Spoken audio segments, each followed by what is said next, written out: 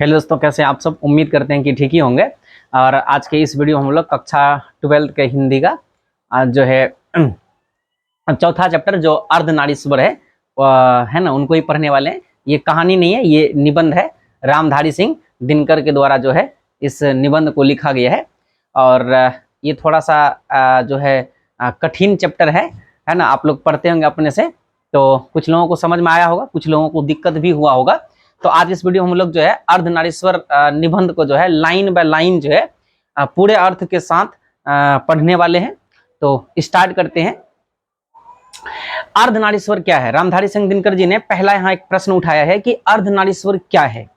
अर्धनारीश्वर का मतलब हुआ कि आधा शरीर स्त्री का और आधा शरीर पुरुष का, तो उसको हम लोग बोलते हैं अर्धनारीश्वर।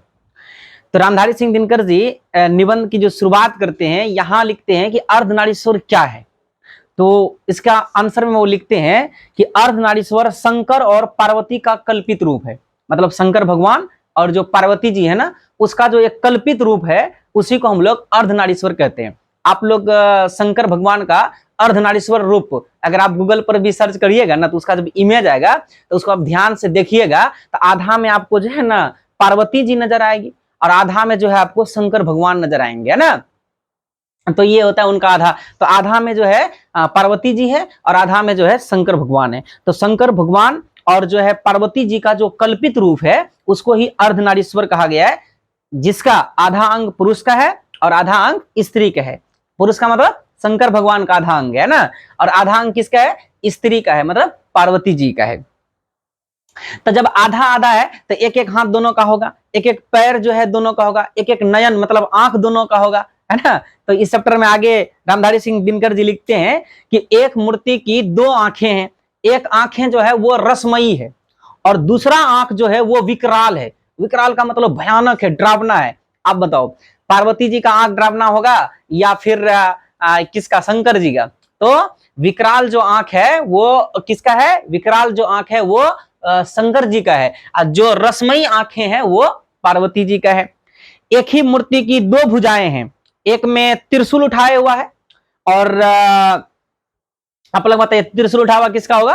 तो जिसमें त्रिशूल जिसमें हाथ में है वो हाथ शंकर जी का हुआ, और दूसरी जो हाथ है उसका पहुंची पर, मतलब ये वाला जो हिस्सा है यहां पर जो है चूड़ियां है, और उंगलियां जो है अलकतक से एकदम से जो है ना वो लाल है। ये जो उंगलियां है वो अलकतक से लाल है। तो जिसकी पहुंची पर चूड़ी हो और उंगलियां अलकतक से लाल हो, वह जो है किसका हाथ होगा, तो वो जो है पार्वती जी का होगा। और एक ही मूर्ति के दो पांव है, एक जड़ीदार साड़ी से आवृत है। माने एक पैर जो है ना वो साड़ी से ढका हुआ है। जड़ीदार साड़ी का मतलब हुआ विशेष खूबसूरती चमक वाली साड़ी, मतलब एक चमक वाली साड़ी, उससे जो एक पांव ढका हुआ है वो किसका पांव होगा, तो पार्वती जी का। और एक जो पांव है वो बाघंबर से ढका हुआ है। बाघंबर का मतलब हुआ कि बाघ के चर्म का जो वस्त्र होता है उनसे ढका हुआ है। तो बाघ के चर्म वस्त्र से जो है किसका पैर ढका हुआ है, तो वो शिव जी का ढका हुआ है। और एक हाथ में डमरू है और एक हाथ में वीणा, मतलब एक हाथ में डमरू है, डमरू किसके हाथ में, शंकर जी के हाथ में, और वीणा किसके हाथ में, पार्वती जी का। और एक नयन में गरल है, गरल का मतलब होता है विष। एक आंख में विष है और दूसरे आंख में संजीवनी की धार। जैसे जो पुरुष लोग होता है ना वो थोड़ा सा है ना, मतलब उसके अंदर ज्यादा ही क्रोध होता है स्त्री के तुलना में, और स्त्री लोगों के अंदर जो है ना दया माया कुछ ज्यादा ही होता है। यहाँ पर बोला है कि जो शंकर जी है उसके एक नयन में गरल है, मतलब एक नयन में विष है, और एक आंख जो है इस अर्धनारीश्वर रूप का वह जो है संजीवनी की धार है ना। तो संजीवनी की धार वाला आंख किसका, पार्वती जी का, और विष वाला आंख किसका होगा बताइए, शंकर जी का, है ना। ये संजीवनी आप लोगों को याद होगा कि रामायण में भी संजीवनी का जिक्र है कि जब लक्ष्मण है ना जब उनका तबीयत बिगड़ जाता है तो राम भगवान जो है वो हनुमान को बोलते हैं, तो जाते हैं वो हिमालय पर्वत से जो है संजीवनी लाते हैं, वो जड़ी बूटी, जिससे उनका इलाज हो जाता है ना, ऐसा कुछ। तो वो जो है ना संजीवनी मतलब होता है जीवन देने वाला, जीवन की शक्ति, है ना। संजीवनी का मतलब ये ही होता है। तो संजीवनी की धार वाली आंखें किसका, नयन किसका है, तो ये है पार्वती जी का। और नयन में गरल किसका भरा, विष किसका है, तो वो जो है वो शिव जी के आंख में है। आगे रामधारी सिंह दिनकर, अच्छा अर्धनारीश्वर आपको समझ में आ गया होगा कि अर्धनारीश्वर शंकर और पार्वती जी का जो है कल्पित रूप है, जिसका आधा अंग पुरुष का और आधा अंग स्त्री का है। और अभी कुछ आगे थोड़ा थोड़ा समझ आ ही गया होगा। अब रामधारी सिंह दिनकर जी आगे एक प्रश्न फिर उठाते हैं कि अर्धनारीश्वर की कल्पना क्यों की गई होगी। ये जो अर्धनारीश्वर की कल्पना है कि आधा पार्वती जी और आधा जो है शिव भगवान, ये कल्पना क्यों किया गया होगा, है ना। तो इसके उत्तर में आगे लिखते हैं कि अर्धनारीश्वर की कल्पना है ना निम्नलिखित वजह से किया होगा। नंबर 1, शिव और शक्ति के बीच पूर्ण समन्वय दिखाने के लिए। या तो यह कारण हो सकता है कि शिव और उनकी शक्ति के बीच जो है पूर्ण समन्वय दिखाने के लिए अर्धनारीश्वर की कल्पना की गई होगी। या तो अर्धनारीश्वर से या अर्धनारीश्वर की कल्पना में कुछ इस बात का संकेत मिलता है कि नर नारी पूर्ण रूप से समान है। अर्धनारीश्वर से क्या संकेत मिलता है, क्योंकि आधा पुरुष है और आधा नारी है, इसे यह संकेत मिलता है कि नर और नारी जो है वह पूर्ण रूप से समान है, उनमें एक का गुण दूसरे का दोष नहीं हो सकता है। मतलब यह हुआ कि अर्धनारीश्वर की जो मूर्ति है, इससे हमें यह संकेत मिलता है कि नर और नारी जो है वो दोनों बराबर है। अगर नर नारी का गुण ले ले या नारी का गुण सीख ले, नारी का गुण अपना ले, तो नर का मर्यादाहीन नहीं हो सकता है। और अगर नारी नर का गुण सीख ले तो उसका भी मर्यादा में कोई फर्क पड़ने वाला नहीं है, जहां तक कि दोनों का जो है मर्यादा और बढ़ ही जाएगा। कहने का मतलब ये है कि नर और नारी दोनों एक समान है, कोई एक दूसरे का गुण एक दूसरे में आ जाए तो जो है उसका मर्यादाहीन नहीं होगा, बल्कि उसके पूर्णता में और वृद्धि ही होगा। लेकिन वर्तमान समय में अर्धनारीश्वर की अगर स्थिति की बात करें कि प्रेजेंट टाइम में जो है अभी के समय में अर्धनारीश्वर की क्या स्थिति है, तो वर्तमान समय में अर्धनारीश्वर पुरुष और स्त्री में अर्धनारीश्वर का यह रूप आज कहीं भी देखने के लिए नहीं मिलता है ना। कहीं भी देखने के लिए अर्धनारीश्वर का रूप नहीं मिलता है। इसका मतलब हुआ कि नर और नारी एक समान जो है कहीं पर भी नजर नहीं आता है। नर के आप देखिए, नर का ही अधिकार क्षेत्र ज्यादा है ना, उसका कार्य क्षेत्र ज्यादा है, उसका बोलबाला ज्यादा है, और नारी का अधिकार क्षेत्र जो है घर के एक कोने में सिमट कर रह गया है। तो नर नारी का ये जो अर्धनारीश्वर रूप है, ये विश्व में समझिए कि कहीं भी आपको देखने नहीं मिल सकता है ना। हो सकता है पुरुष और स्त्री में अर्धनारीश्वर का यह रूप आज कहीं भी देखने नहीं आता है। संसार में सभी जगह, पूरे विश्व में सभी जगह पुरुष पुरुष है और स्त्री स्त्री है। मतलब जो पुरुष है उसका ही कार्य क्षेत्र पूरी दुनिया में सबसे ज्यादा है और स्त्री का थोड़ा कम।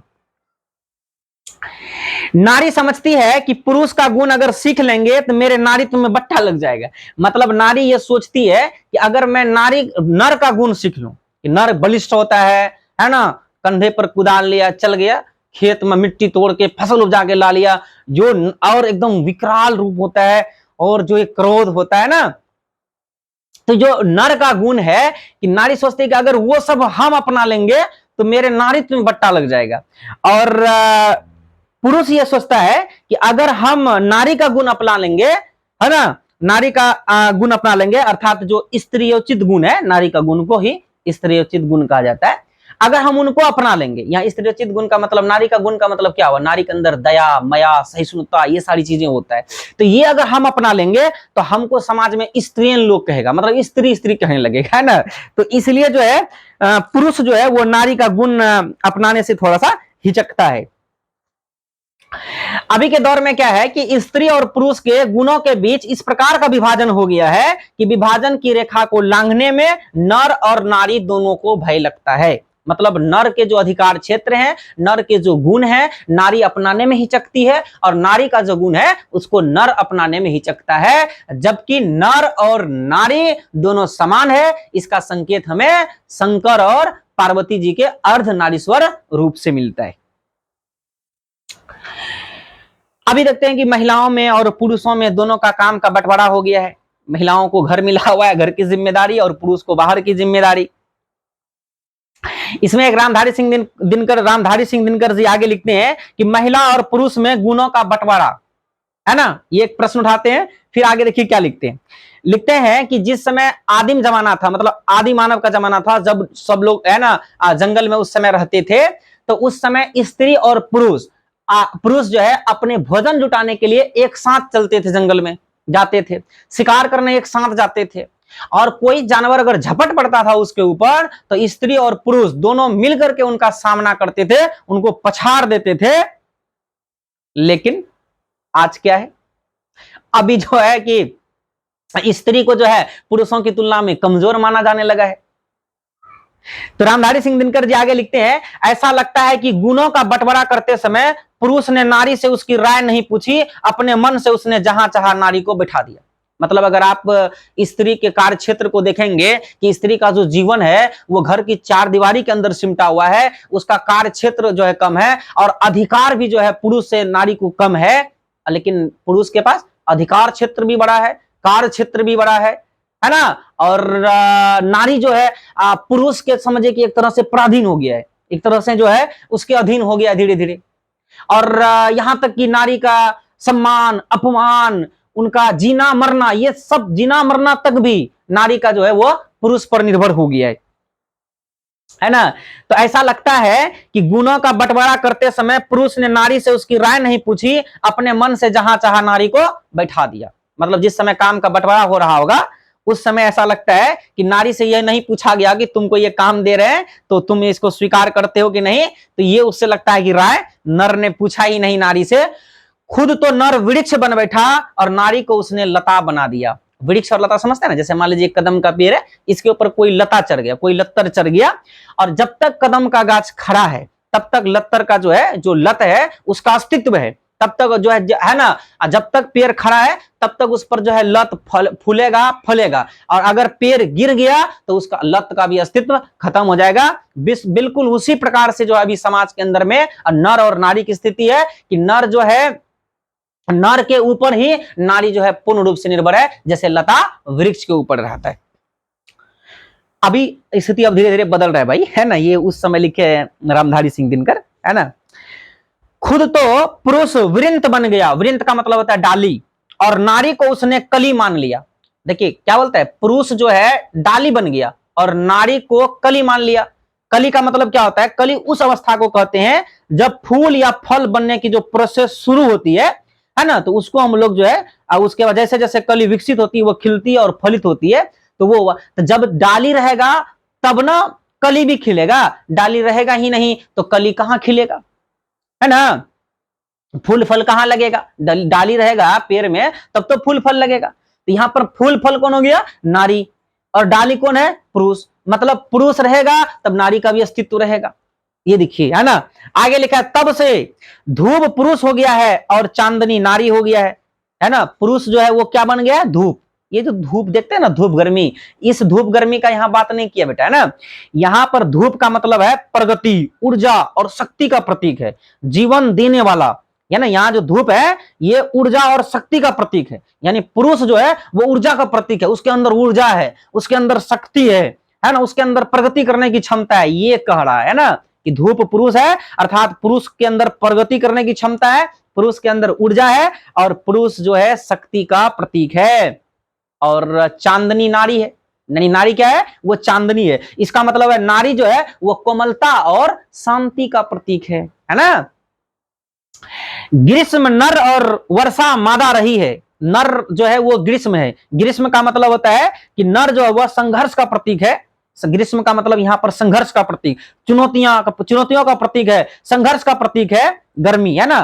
गर्मी नर है, यानी ग्रीष्म नर है, इसका मतलब है कि संघर्ष का प्रतीक नर है। वर्षा मादा रही है, मतलब मादा क्या है, वो वर्षा है, नारी क्या है, वो वर्षा है। यहाँ पर वर्षा का मतलब होता है जीवन देने वाला, है ना। जीवन देने वाला, एक तरह से समझिए संजीवनी, पोषण करने वाला। जैसे बारिश जब होता है तो बारिश होने के बाद जो है जो भी पेड़, मान लीजिए जैसे कोई घास फूस है वो सूख गया, तो जब बादल बरसता है तो उसके बाद जो है धरती की प्यास बुझती है, और जो फिर से जो है जो पेड़ पौधा होता है, घास होते हैं, वो फिर से जो हरे भरे हो जाते हैं। तो उसी प्रकार से यहाँ लिखा है कि वर्षा मादा है, मतलब मादा जो है ना वो जीवन देने वाली है, यानी कहने का मतलब है ये पोषण करने वाली है।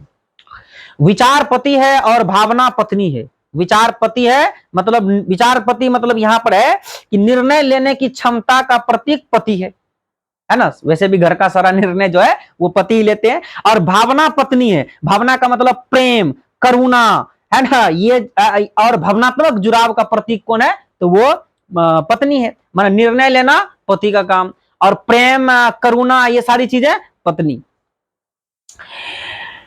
जहां भी कर्म का कोई क्षेत्र हो, यानी काम करने का कोई क्षेत्र हो, या अधिकार की कोई भूमि हो, जमीन भी देखते हैं ज्यादातर जो है वो पुरुष के नाम से ही होता है, और सत्ता का कोई सीधा उत्स हो, सब जगह पर कब्जा नर का है, नारी का नहीं है। नर है विधाता का मुख्य तंतुवा, यानी बुनकर, जो वस्त्र बुनकर तैयार करता है। नारी का काम उस वस्त्र पर क्या है, केवल छीट के डालना है। नर है कुदाल चलाने वाला बलशाली किसान, जो मिट्टी तोड़कर अन्न उपजाता है। और नारी का काम है कि नर ने जो मिट्टी तोड़ करके फसल उपजा करके खेत से लाया, उसको अछोड़ना पछोड़ना, ये नारी का काम है ना। यानी समाज में ये एकदम से माहौल क्रिएट कर दिया है कि नर जो है वो बलशाली होता है, वो ही कुदाल चला सकता है। नारी अगर कुदाल लेकर जाए, नहीं नहीं ये काम तुमसे नहीं होगा, है ना, ये काम तुम्हारा नहीं है, जबकि कर नारी भी सकती है। आदिम जमाने में नर नारी तो दोनों समान था, सब काम मिलजुल कर करते थे, तो उसके अंदर भी शक्ति, लेकिन नहीं होगा नहीं होगा कह करके नारी ने भी मान लिया है कि यह काम सच में हमसे नहीं होगा। तो नर है कुदाल चलाने वाला बलशाली किसान, जो मिट्टी तोड़कर अन्न उपजाता है, और नारी का क्या काम है कि जो है नर ने जो फसल उपजा करके लाया घर में, उसको अछोड़ना पछोड़ना ये नारी का काम है। इसलिए कहावत चल पड़ा है, पुरुष एने छे दिव शेर ज्वाला तप्त रौद्र दा, कामिनी एने छे यामिनी शांति समीरन वारी वाह। इसका मतलब हुआ कि दिवस की ज्वाला और तप्त धूप, ये पुरुष की लाई हुई चीजें है ना। धूप का मतलब क्या, प्रगति। धूप का मतलब क्या है, प्रगति। ये जो प्रगति है और ये जो ऊर्जा है, ये जो संघर्ष करके जो चीजें लाया जाता है, ये पुरुषों का है। और जो है स्त्री क्या है, स्त्री मतलब कामिनी तो अपने साथ यामिनी की शांति लाती है। कामिनी का मतलब होता है परिमिका, सुंदरता का प्रतीक, है ना, ये कामिनी का मतलब हुआ। और यामिनी का मतलब हुआ रात का प्रतीक। तो कामिनी परिमिका, परिमिका का मतलब स्त्री, मतलब नारी। नारी जो है वो यामिनी की शांति लाती है। यामिनी का मतलब हुआ कि नारी जो है, यानी जो प्रेमिका, कामिनी जो है, कामिनी मतलब प्रेमिका या सुंदरता का प्रतीक। प्रेमिका सुंदरता का प्रतीक होता है, तो कामिनी जो है अपने साथ यामिनी लाती है। इसका मतलब जो कामिनी है, जो प्रेमिका है, वह नर को जो है शांति और विश्राम का अनुभव देने का काम करती है। ठीक है, ये लिखा है।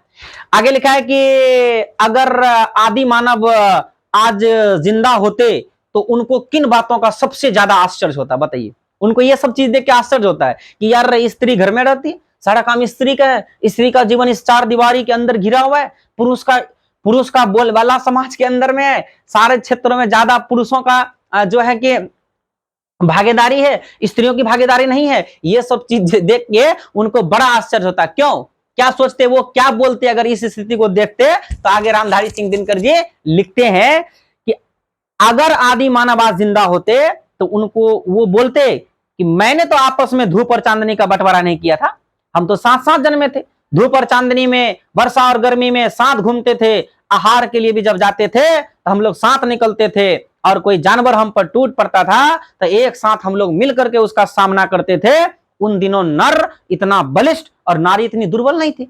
आज तो नारी बड़ी दुर्बल हो गई है और नर जो है ये बलिष्ठ हो गया यार, है ना। ये कैसा, ये बात बोलते अगर आदि मानव अभी जिंदा होते तो। और आज नारी जो है आहार के लिए, भोजन के लिए नर पर जो है निर्भर होते जा रहा है धीरे धीरे, है ना। और उस समय ऐसा नहीं था, उस समय नर और नारी दोनों मिलकर के आहार जुटाने के लिए निकल पड़ते थे। और आज स्थिति बदल गया है, आज जो नारी है वो आहार के लिए जो है कि धीरे धीरे नर पर निर्भर हो रहा है ना। लेकिन अब जो है ना भाई, समय थोड़ा थोड़ा बदल रहा है। अब नारी भी जो है आगे बढ़कर आ रही है, समाज के हर क्षेत्र में जो है अब वो भी हिस्सा अपना बढ़ा रही है ना। आगे लिखा है कि नारी की यह पराधीनता, एक तरह से जितना आप यहां तक समझ पाए होंगे उसमें आपको एक बात समझ में आया होगा कि नारी जो है धीरे धीरे क्या हो गया कि नर के पराधीन हो गया है। तो ये नारी की पराधीनता शुरू कब हुआ भाई? जब आदि मानव जीवन में नर और नारी सब एक साथ रहते थे, एक साथ आहार के लिए जाते थे, है ना? तो फिर नारी का जीवन इस चार दीवारी घर के अंदर कैसे आ गया, और बाहर का पूरा अधिकार क्षेत्र पुरुष के हाथ में कैसे आ गया, और ये हुई कब से, मतलब नारी पराधीन हुई कब से?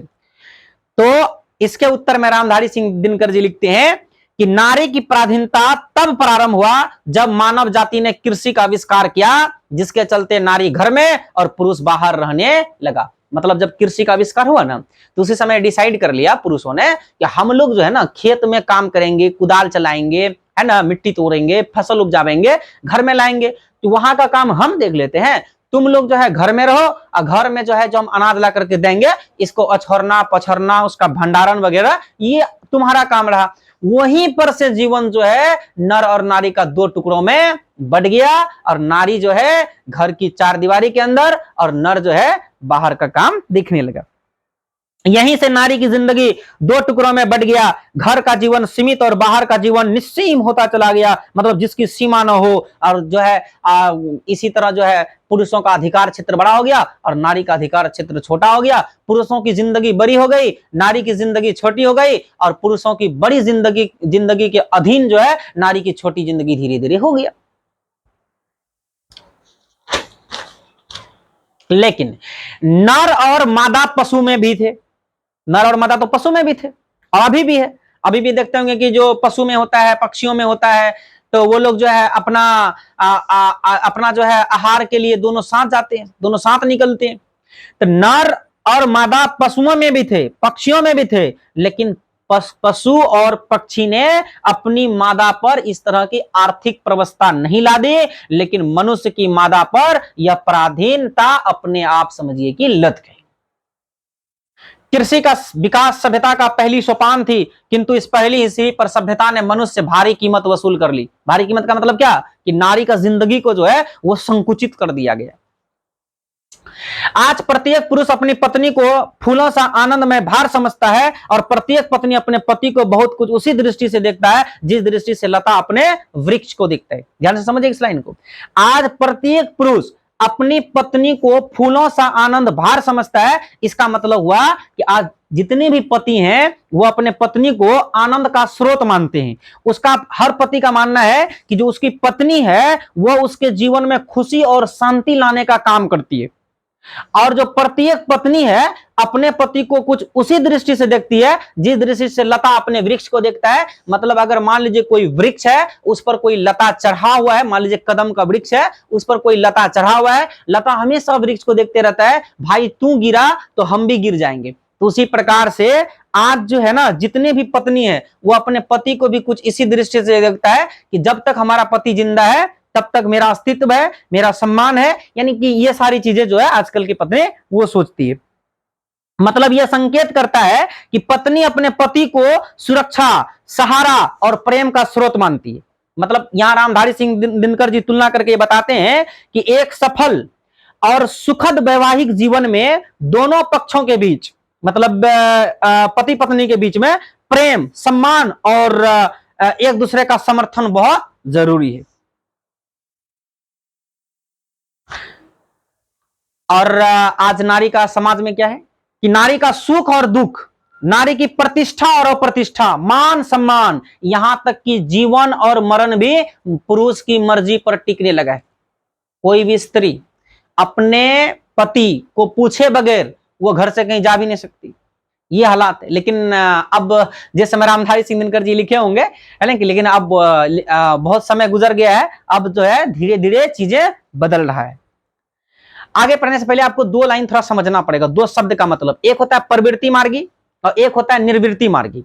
मतलब जो जीवन जीने का तरीका होता है ना वो दो है, एक प्रवृत्ति मार्गी रास्ता है और एक निर्वृत्ति मार्गी रास्ता है। प्रवृत्ति मार्गी मतलब वो इंसान प्रवृत्ति मार्गी कहलाता है जो बाहरी दुनिया से जिसको लगाव हो, जो आनंद चाहता हो अपने जीवन में, जो सुख चाहता हो, जो अपने करियर में प्रगति करना चाहता हो, जो भौतिक सुख सुविधा चाहता हो, है ना, तो वो प्रवृत्ति मार्गी किस्म का इंसान हुआ। और निर्वृत्ति मार्गी वो हुआ जिसको बाहरी दुनिया से कोई लगाव नहीं हो, जिसको आनंद नहीं चाहिए, सुख नहीं चाहिए, करियर में प्रगति नहीं चाहिए, वो केवल अपना आंतरिक शांति के लिए क्या करता है, आंतरिक शांति के लिए और इस भौतिक संसार से मुक्ति के लिए ध्यान करता है, योग करता है। अब कहिए सर मुक्ति, ये मुक्ति क्या होता है? बहुत जगह पे आएगा, इसी चैप्टर में अभी और आएगा कि मुक्ति पानी, मुक्ति, मुक्ति का मतलब क्या? जो ये जीवन और मरण का चक्र है ना, कि इस जन्म में आए हैं, जैसा करेंगे उसके अनुसार अगला फिर हमारा जन्म होगा, फिर उसमें फिर जन्म होगा, फिर मरेंगे, फिर जन्म होगा। ये जो जन्म मरण का चक्र है, इससे है ना, ये खत्म हो जाएगा, इसी को बोलते हैं मुक्ति पाना। तो प्रवृत्ति मार्गी वो हुआ जो सुख सुविधा चाहता है, जिसको बाहरी दुनिया से लगाव है, जो करियर में प्रगति चाहता है। निवृत्ति मार्गी वो है जिसको बाहरी दुनिया से कोई लगाव नहीं हो, आंतरिक शांति के लिए, शांति के लिए और इस भौतिक संसार से मुक्ति के लिए ध्यान और योग करता हो, तो वो निवृत्ति मार्गी हुआ। अब देखिए, ध्यान दीजिएगा आगे। तो जो प्रवृत्ति मार्गी हुए, उन्होंने नारी को गले से लगाया, क्योंकि उसको आनंद चाहिए, जीवन से वे आनंद चाहते थे, इसलिए प्रवृत्ति मार्गी ने नारी को गले से लगाया। और प्रवृत्ति मार्गी नारी को आनंद की खान समझते। लेकिन जो निवृत्ति मार्गी निकले, उन्होंने क्या किया कि जीवन के साथ साथ, यानी अपने जीवन को आनंद और सुख से तो हटा ही लिया, और नारी को भी अलग ढकेल दिया, क्योंकि नारी उसके किसी काम की चीज नहीं थी, ऐसा निवृत्ति मार्गों का मानना था। प्राचीन विश्व में जब व्यक्तित्व मुक्ति की खोज मनुष्य जीवन के बड़ी साधना माने जाने लगी, ये प्राचीन समय की बात किया जा रहा है कि उस समय ये हो गया था कि अगर आप मुक्ति की खोज मतलब ये जो जीने और मरने की जो चक्र है, इससे मुक्ति पाने के लिए जो साधना की जाती थी, ये सबसे बड़ी साधना जब माने लगी, तो उस समय झुंड के झुंड जो विवाहित लोग थे, मतलब पहले विवाह कर लिए थे, शादी कर लिए थे, उसके बाद वे संन्यास लेने लगे और उसकी अभागिन पत्नी, अब सोचिए, वो संन्यास ले लिया, पत्नी छोड़ दिया, उसके बच्चे उनको छोड़ दिया और वो घर से निकल पड़े। अब उन बच्चों के परवरिश की जिम्मेदारी उन स्त्रियों के ऊपर आ गया। उस स्त्रियों पर समझिए कि पहाड़ जैसा टूटने लगा था। जरा उन आंसुओं की कल्पना कीजिए जो इन अभागिनों की आंखों से बहता होगा, जिनके पति परमार्थ लाभ के लिए, दूसरों के लाभ के लिए उनको छोड़कर चले गए, उनको त्याग कर चले गए, बाल बच्चे को त्याग कर चले गए। जरा इस नारी की बेबसी को ध्यान में रखी, ध्यान में लाइए। हाय रे नारी, जो इन परिस्थितियों से हार कर अपने को पुण्य की बाधा और पाप की खान मानकर पछाड़ कर हार खाकर रह जाती थी। इसका मतलब यह, नारी उस समय सोचती थी कि मोक्ष की प्राप्ति के लिए मेरे पति ने हमें छोड़ दिया, मैं पुण्य की रुकावट, मैं पुण्य की बाधा हूं, अरे मैं तो पाप की खान हूं। नारी को ऐसा एहसास उस समय कराया जाता था, या उनको एहसास होता था। कहने का मतलब यहां पर जो है, नारी अपमान यानी अपमानित महसूस करती थी। और आगे फिर रामधारी सिंह दिनकर जी लिखते हैं कि बौद्ध धर्म और जैन धर्म में नारी का अधिकार। देखिए, बौद्ध धर्म में भी नारी को कुछ अधिकार दिया गया, जैन धर्म में भी नारी को अधिकार कुछ दिया गया।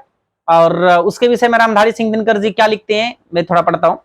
बुद्ध और महावीर ने कृपा करके नारी को भी भिक्षुणी होने का अधिकार दिया था। बुद्ध भगवान, याद रखिएगा, बौद्ध धर्म के संस्थापक, और महावीर जी आपको पता होगा ना, जैन धर्म के। तो महावीर जी और बुद्ध भगवान दोनों ने कृपा करके नारी को भिक्षुणी होने का अधिकार दिया। अरे भिक्षुक लोग होते हैं ना बौद्ध धर्म में, जो घूम घूम कर जो है कि प्रचार प्रसार करते थे बौद्ध धर्म का, वो उसमें केवल पुरुष लोग हुआ करते थे। बाद में जो है नारी को भी भिक्षुणी होने का अधिकार दिया, और जो बाद में उसके पतन का कारण बना, ये इतिहास में पढ़िएगा आप लोग। किंतु यह अधिकार भी नारी के हाथ में सुरक्षित नहीं रहा, कि महावीर ने और बुद्ध भगवान ने जो नारी को भी भिक्षुणी होने का अधिकार दिया था, यह भी अधिकार उसके हाथों में सुरक्षित नहीं रह सका। जैन धर्मों के बीच जब दिगंबर संप्रदाय निकला, मतलब जैन धर्म भी दो भागों में बटा हुआ है, दिगंबर और श्वेतांबर। श्वेतांबर तो सफेद वस्त्र पहनते हैं, दिगंबर भाई ये संप्रदाय वस्त्र पहनते ही नहीं। तो जब दिगंबर संप्रदाय जैन धर्म में आया, तब धर्माचार्य जो थे नारियों के भिक्षुणी होने की बात से घबरा गए कि भाई ये कैसे बिना वस्त्र के रह सकते। और धर्म का पुस्तक में उन्होंने एक नया नियम का विधान कर दिया कि नारी को भिक्षुणी होना बेकार है। नियम ही बदल दिया धर्म की किताब में कि नारी को भिक्षुणी होना बेकार है, व्यर्थ है, क्योंकि मोक्ष नारी जीवन में नहीं मिल सकता। बताइए कितना बड़ा नारी का अपमान। नारी जीवन में मोक्ष मिल ही नहीं सकता है। नारियां घर में रह करके दान पुण्य करे और उस दिन की प्रतीक्षा करे जब उसका जन्म पुरुष की योनि में होगा, और जब वे पुरुष लेकर जन्मेंगे और तब फिर वो संन्यास लेगी, और संन्यास लेगी, पुरुष में जन्मेगी तभी वो संन्यास भी ले सकेगी, और जब संन्यास लेगी और तब उनको फिर मुक्ति मिल जाएगी। यहां पर भी नारी का अवहेलना और नारी का अनादर हुआ। मतलब जो जैन धर्म के अंदर उसको भिक्षुणी होने का अधिकार मिला था, वो भी उसके हाथ से चल गया। या मुक्ति का मतलब मैं अभी 2 बार बता चुका हूं कि जन्म और मरण के चक्र से मुक्ति प्राप्त करना है ना, तो वही होता है मोक्ष की प्राप्ति करना। मोक्ष प्राप्ति के बाद मनुष्य को दोबारा इस मृत्यु लोक पर जन्म लेने की आवश्यकता नहीं रह जाता है। बुद्ध भगवान आप जानते होंगे, बौद्ध धर्म के संस्थापक। बुद्ध भगवान का एक प्रिय शिष्य थे, उसका नाम आनंद था, और आनंद के कहने पर कि नारी को भी भिक्षुणी होने का अधिकार दीजिए, तो बुद्ध भगवान ने जो है कि नारी को भिक्षुणी होने का अधिकार दिया। लेकिन एक दिन बुद्ध भगवान ने आनंद से कहा कि आयुष्मान आनंद, आयुष्मान मतलब आयु वाले आनंद, ईसत, ईसत मतलब थोड़ा, पश्चाताप के साथ कहा आनंद से बुद्ध भगवान ने, आनंद, मैंने जो धर्म चलाया था, मतलब बौद्ध धर्म की बात कर रहे हैं, वो 5 सहस्त्र वर्ष तक चलने वाला था, 5000 साल तक चलने वाला था, किंतु अब वो केवल 500 वर्ष चलेगा, क्योंकि नारी को मैंने भिक्षुणी होने का अधिकार दे दिया है। ये बोले थे कि जो 5000 साल तक, एग्जाम में प्रश्न आएगा, बुद्ध ने आनंद से क्या कहे थे? बुद्ध ने आनंद से कहे थे कि मैंने जो धर्म चलाया था, बौद्ध धर्म, ये 5000 साल तक चलने वाली धर्म थी, लेकिन अब ये 500 वर्ष तक चलेगी, क्योंकि मैंने नारी को जो है भिक्षुणी होने का अधिकार दे दिया है। और जब आप इतिहास पढ़िएगा कि बौद्ध धर्म के पतन का कारण, तो वहां पर आप पढ़िएगा बौद्ध धर्म का संस्थापक बुद्ध भगवान, उसको ज्ञान की प्राप्ति बिहार की धरती पर, गया की धरती पर हुआ। लेकिन कहाँ है बौद्ध धर्म के मानने वाले लोग इस एरिया में? उतना बहुत कम है ना। तो जब इतिहास पढ़िएगा तब आपको समझ में आएगा कि इसके पतन में इस भिक्षुणी होने का जो नारी को अधिकार दिया गया था, कि इसका रोल है या नहीं है। तो मैं आपको यहां थोड़ा बता देता हूं कि है।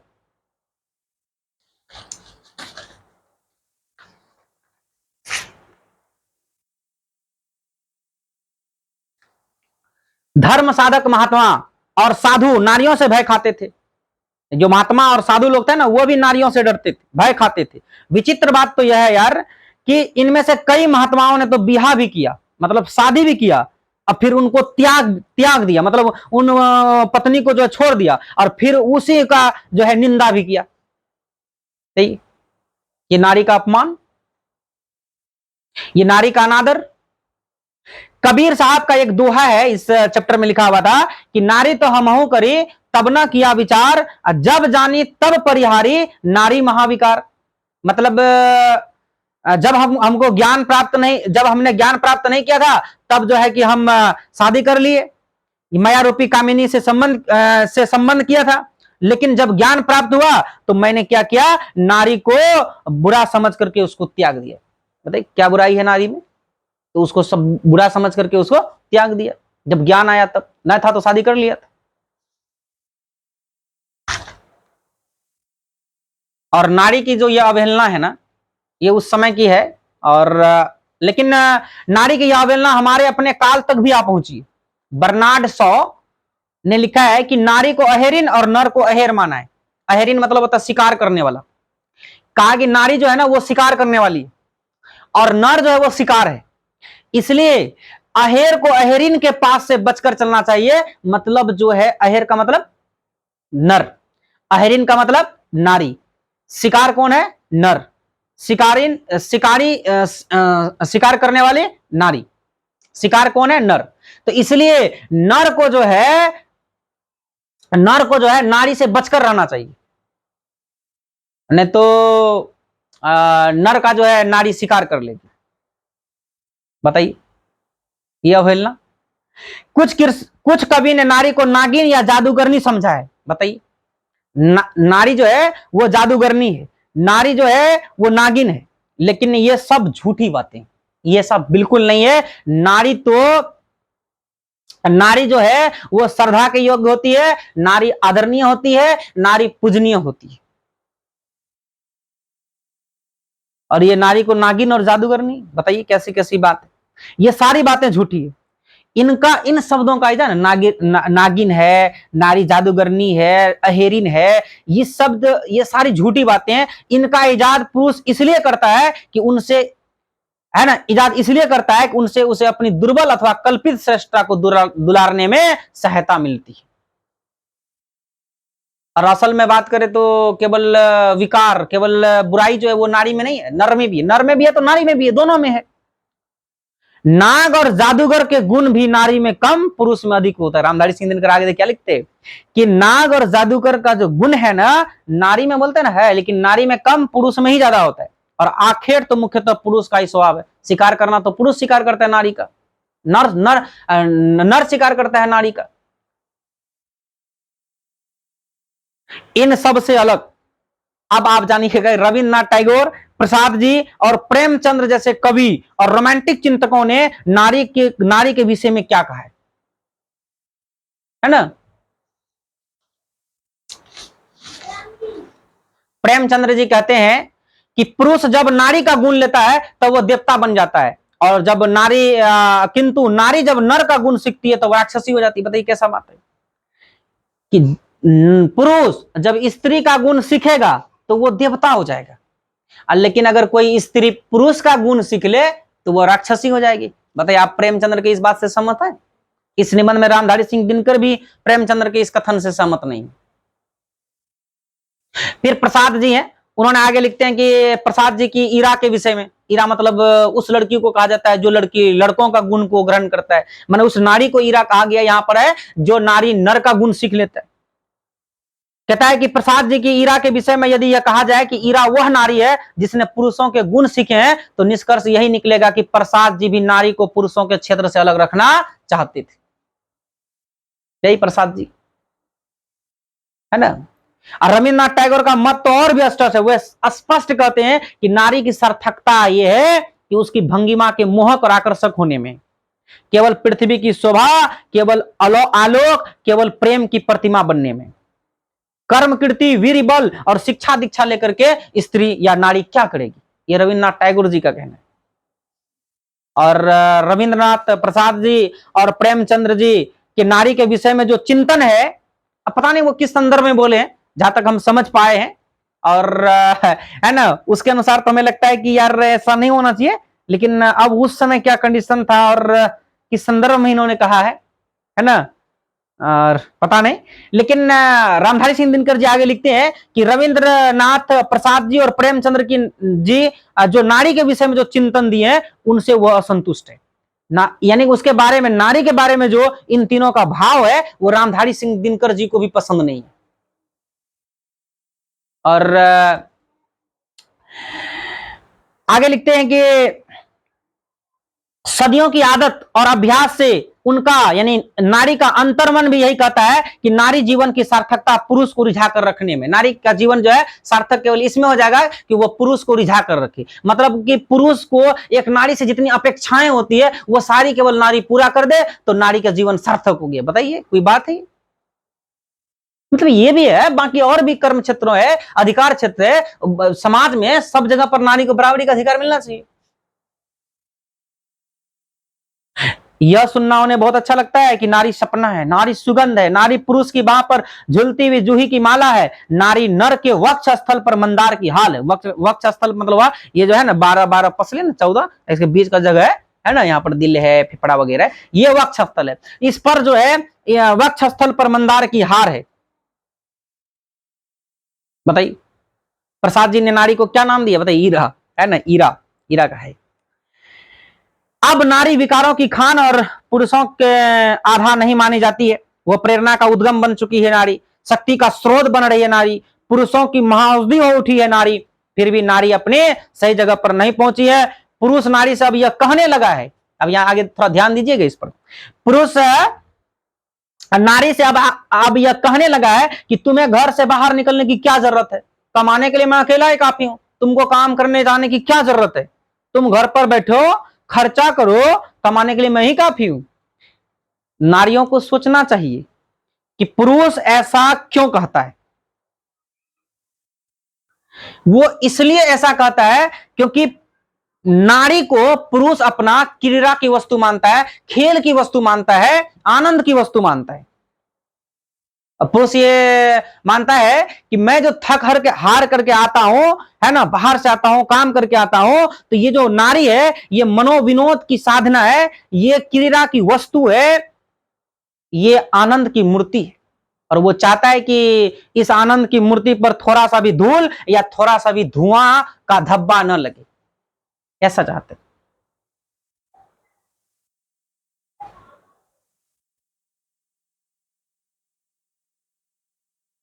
जबकि नर और नारी एक ही द्रव्य की ढली दो प्रतिमा है। आरंभ में दोनों बहुत कुछ समान थे, लेकिन आज सारा जमाना ही मर्दाना मर्द है और औरतानी औरत का जमाना हो उठा है। पुरुष इतना कर्कश और कठोर हो गया है कि युद्धों में अपना रक्त बहाते समय यह भी ध्यान नहीं रखता है कि अगर हमारा खून निकलेगा, अगर हमारी जान चले जाएगी, तो इसके पीछे दूसरे का सिंदूर भी बह जाएगा, इतना भी वो ध्यान नहीं रखता है। इतना कर्कश और कठोर हो गया है। इसके अंदर, पुरुषों के अंदर महिलाओं की तुलना में दया में कम है। तो अब यहां सवाल उठता है कि इसके अंदर दया माया क्यों नहीं है? अगर इनको दया माया सहिष्णुता ये सारी चीजें इसको स्त्री से प्राप्त हो ही जाता है, तो फिर इसके अंदर दया माया कहां से आएगा?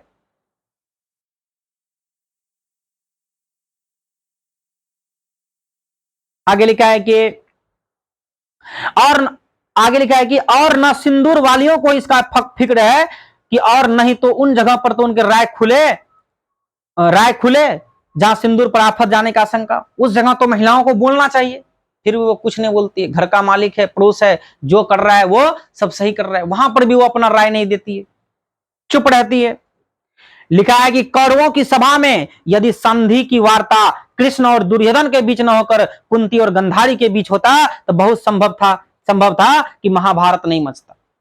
मतलब कौरवों की सभा में जो वार्तालाप हुआ था, जो बातचीत हुआ था, कृष्ण और दुर्योधन के बीच हुआ था। अगर यही कुंती और गंधारी के बीच होता तो पक्का था कि ये महाभारत नहीं होता। ये जो 18 दिन का जो है महाभारत की युद्ध हुआ, ये नहीं होता, क्योंकि कुंती और गंधारी महिलाएं हैं, उसके अंदर दया है, माया है, और उसका पुत्र लोग जो है अगर युद्ध लड़ रहा है और पुत्र वधु की उसकी चिंता रहता, उसकी सिंदूर की चिंता रहता, और वो जो है अपने बेटे को मनाती, तो हो सकता था कि युद्ध नहीं होता। लेकिन उसका बेटा मानता तब तो फिर भी एक क्वेश्चन है, उसका बेटा मानता तब तो। लेकिन यहाँ पर जो जितना हमें समझ में आता है कि अगर वो चाहते तो वो उसे मना सकती थी। तो उस समय कुंती और गंधारी कुछ ना बोले, है ना। लिखा है किंतु कुंती और गंधारी तब भी निश्चेष्ट थी और आज भी निश्चेष्ट। और आज की कुंती गंधारी का मतलब कि आज जो महिलाएं है ना, आज जो इसके साथ हो रहा है, आज भी ये आवाज नहीं उठा रही है। उस समय भी कुछ ना बोली। महाभारत की लड़ाई हो गई। नारी कोमलता की आराधना करते करते इतनी कोमल हो गई है कि अब उसे दुर्बल कहना चाहिए। क्या कहता है? नारी कोमलता की आराधना करते करते हम कोमल हैं, हम कमजोर हैं, है ना। कोई बोरा उठाने के लिए नारी गई, पुरुष ये तुमसे नहीं हो पाएगा, ये तुमसे नहीं हो पाएगा, ये तुम्हारा काम नहीं है। नारी को लगता है कि सच में ये बोरा उठाना हमारा काम नहीं है, ये तो पुरुषों का काम है। और नारी जो है ये कोमलता का और कमजोर होने का आराधना करते करते इतना कोमल और कमजोर हो गया है, अब सीधा दुर्बल कहना इनको चाहिए। उसने पुरुष से अपने आप को इतना विहीन बना लिया है कि कर्म के बड़े क्षेत्र पे पांव धरते ही उसकी पत्तियां कुम्हलाने लगती है स्त्रियों की। और पुरुषों में कोमलता की जो प्यास है उसे नारी भली भांति शांत कर देती है, तो फिर पुरुष अपने भीतर कोमलता का विकास क्यों करे? और इस स्थिति से नारी को बाहर निकलना पड़ेगा। और इस स्थिति से बाहर निकलने का रास्ता यह नहीं है कि जो रोमांटिक कवियों और चिंतकों ने बतलाया, बल्कि वो है जिसकी ओर संकेत गांधी जी और कार्ल मार्क्स करते हैं, है ना। वो रास्ता है जिससे नारी इससे निकल सकती है। जिसे भी पुरुष अपना कर्म क्षेत्र मानता है वो नारी का भी कर्म क्षेत्र है। जो काम पुरुष कर सकता है वो नारी भी कर सकती है। नारी को बढ़ चढ़ के उस क्षेत्र में अब हिस्सा लेने की आवश्यकता है। नर और नारी दोनों के जीवन का उद्देश्य एक है।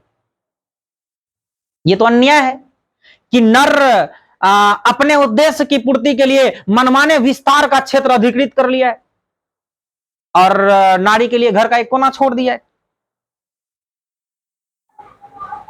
प्रत्येक नर को एक हद तक नारी और प्रत्येक नारी को एक हद तक नर बनाना भी आवश्यक है। गांधी जी ने अपने जीवन के अंतिम दिनों में नारित्व की साधना की थी, इसलिए उनकी पोती ने उन पर जो किताब लिखा है उसका नाम है बापू ही मेरी मां है, यह बापू मेरी मां है। और अर्धनारीश्वर केवल इस बात का प्रतीक नहीं है कि नारी और नर जब तक अलग है तब तक दोनों अधूरे, इस बात का भी प्रतीक है कि पुरुष में नारीत्व की ज्योति जगे और प्रत्येक नारी में पौरुष का स्पष्ट अभाव हो। मतलब अर्धनारीश्वर जो है केवल ये नहीं बता रहा है कि नारी के बगैर नर और नारी दोनों एक दूसरे का पूरक है। अर्धनारीश्वर ये संकेत तो देता ही है, और कोई भी नर है ना वो नारी के बगैर अपूर्ण है, और कोई भी नारी जो है वह नर के बगैर अपूर्ण है, और नर नारी जब मिलता है तो वह पूर्ण होता है। ये तो संकेत अर्धनारीश्वर का मूर्ति जो है ये कल्पित रूप है उससे तो मिलता ही है। और हर पुरुष को जो है अपने अंदर जो है नारी का गुण, और हर नारी को अपने अंदर जो है नर का गुण जो है अपनाना जरूरी है। और इस तरह से जो है ये चैप्टर जो है आप लोगों का ये खत्म हुआ। और एक पंक्ति नीचे लिखा हुआ है, मही मांगती प्राण प्राण में सजी कुसुम की क्याई, और स्वप्न स्वप्न में गुंज सत्य की पुरुष पुरुष में नारी। मतलब हर नारी में पुरुष और हर पुरुष में नारी होना चाहिए, है ना। तब जो है कि हर जगह पर आपको अर्धनारीश्वर देखने मिल सकता है। और ये चैप्टर यहाँ पर कंप्लीट हुआ, और आप लोग जो है इनको ठीक से सुन लीजिए और समझ लीजिए। इसके बाद जो है फिर हम लोग क्वेश्चन आंसर के साथ, और इसका ऑब्जेक्टिव बचा हुआ है, लेखक परिचय तो रामधारी सिंह दिनकर का पहले ही अपलोड कर दिए हैं, वो आप लोग देख लिए होंगे उम्मीद करते हैं।